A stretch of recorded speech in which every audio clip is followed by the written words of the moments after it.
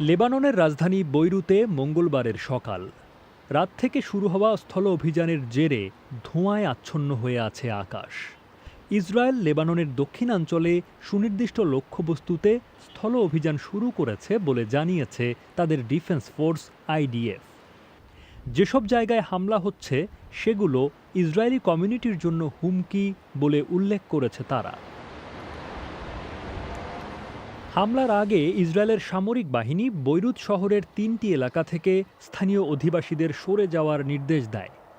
ইসরায়েলের প্রতিরক্ষামন্ত্রী ইউভ গ্যালান্ট সীমান্তের কাছে সৈন্যদের উদ্দেশ্যে বলেন, ইসরায়েল আকাশ, সাগর ও ভূমি থেকে আক্রমণের জন্য প্রস্তুত।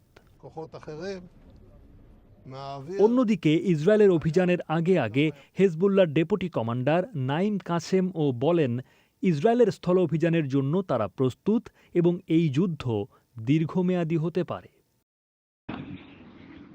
বৈরুত থেকে বিবিসির আনা ফস্টার জানান, স্থানীয় সময় রাত ২টার কয়েক মিনিট আগে ইসরায়েলের স্থল অভিযানের চূড়ান্ত খবর এসে পৌঁছায় লেবাননে।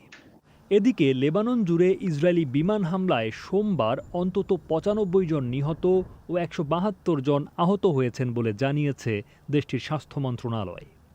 লেবানিজ কর্মকর্তাদের মতে গত ২ সপ্তাহে অন্তত ১,০০০ মানুষের মৃত্যু হয়েছে সেখানে এবং ঘরবাড়ি ছাড়া হতে পারে ১০ লাখেরও বেশি মানুষ। একজন ফিলিস্তিনি কর্মকর্তা বলেছেন, লেবাননের সবচেয়ে বড় শরণার্থী শিবির আইন আল হিলোয়েতে সামরিক হামলা চালিয়েছে ইসরায়েল। এএফপি ও রয়টার্স উভয় বার্তা সংস্থাই সেখানকার কর্মকর্তাদের উদ্ধৃত করে জানিয়েছে, ফিলিস্তিনি গোষ্ঠী ফাতার সামরিক শাখা ছিল ওই হামলার টার্গেট।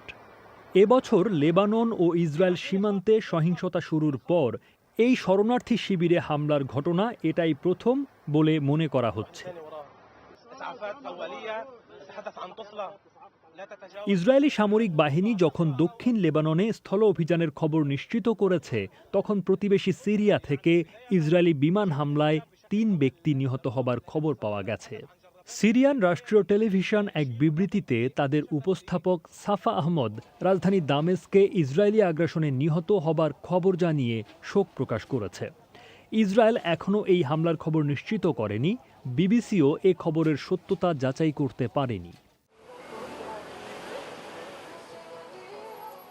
ইসরায়েলের বিমান বাহিনী জানিয়েছে, তারা ইসরায়েলের উপকূলের কয়েক কিলোমিটার দূরে ভূমধ্যসাগরের ওপরে একটি ড্রোন ভূপাতিত করেছে।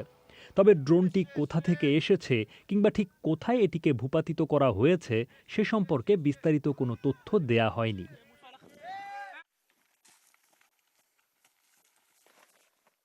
বিবিসি সাংবাদিক আনা ফস্টার বলছেন, আইডিএফের বিবৃতিতে এটিকে সীমিত ও সুনির্দিষ্ট বর্ণনা করলেও এ যুদ্ধ এতটা সরল থাকার নিশ্চয়তা নেই। ১ সপ্তাহের বেশি সময় ধরে ইসরায়েলের ব্যাপক বিমান হামলার পর হেজবুল্লাহর সামরিক অবকাঠামোর কতটা এখনও অক্ষত আছে তা বলা কঠিন। যদি এখনও পর্যাপ্ত গোলাবারুদ তাদের হাতে থাকে, তাহলে তারা ইসরায়েলের ভেতরের শহরের দিকে হামলা করতে পারে এমন সম্ভাবনা আছে। ইয়েমেনে হুতি কিংবা সিরিয়া ও ইরাকের সামরিক গোষ্ঠীগুলোর মতো এখানেও এই অঞ্চলের অন্য ইরান সমর্থিত শক্তিগুলো ইসরায়েলি লক্ষ্যবস্তু বা যুক্তরাষ্ট্রের সামরিক স্থাপনাকে লক্ষ্য করে বা কাছাকাছি এলাকায় হামলা করতে পারে। গত এপ্রিলের মতো ইরান নিজেও আরেকটি হামলার পদক্ষেপ নিতে পারে। এর সবকিছুই হতে পারে, আবার কিছু নাও হতে পারে। তবে এটি এই অঞ্চলের জন্য আরেকটি বিপদসংকুল মুহূর্ত।